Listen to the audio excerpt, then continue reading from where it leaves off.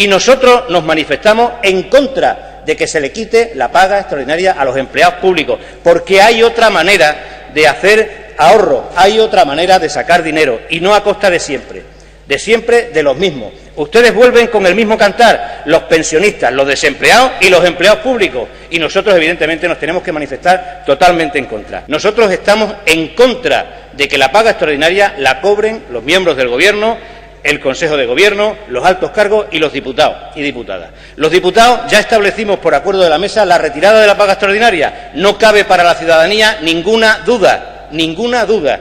Y los altos cargos y los miembros del Consejo de Gobierno, ustedes mañana en el Consejo de Gobierno pueden hacer un acuerdo como ha hecho la Comunidad de Madrid. Ha hecho un acuerdo donde se establece eliminar la paga extraordinaria. Y quiero que me escuchen los empleados públicos de Extremadura, a ver si nos enteramos de la posición que tiene cada uno. Nosotros estamos intentando que no sigan ustedes por la vía económica que siguen, porque es una vía económica que va a llevar a la recesión. Mire, señor consejero, no le meta miedo a la gente. No le meta miedo a la gente, y siento tener que decirle que los empleados públicos no están enfadados, están cabreados.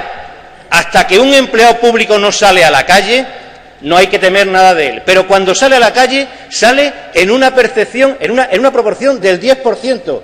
El empleado público sale a la calle cuando realmente está enfadado, porque está viendo cómo tocan el bolsillo, mientras que en otras cosas no se hace absolutamente nada. Y soy reiterativo, me refiero a las grandes fortunas, me refiero a los grandes patrimonios. Entonces, vamos a seguir dejando tranquilos a los desempleados, a los pensionistas y a los empleados públicos, que son los que mantienen al país.